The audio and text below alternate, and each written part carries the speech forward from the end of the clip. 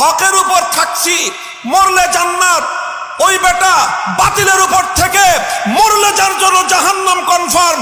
ও যদি মাথা নত করতে না পারে, হকের ঝান্ডাবাহী মাথা নোয়াতে পারে না, মাথা নোয়াতে পারে না।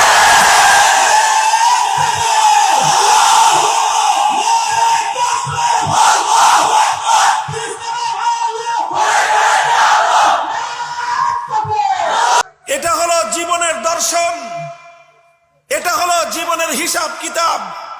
তুমি যদি বাতিলের পক্ষে থেকে তোমার সুর নরম করতে না পারো, তুমি যদি বাতিলের উপর থেকে তোমার কথা প্রত্যাহার করতে ব্যর্থ হও, তোমার কথা প্রত্যাহার যদি তুমি করতে না পারো, আমি হকের কথা, তাওহীদের কথা, কোরআনের কথা আমি কেন প্রত্যাহার করব? জীবন যাবে, রক্ত দেব, হকের পথ থেকে আমরা বিচ্যুত হতে পারি না।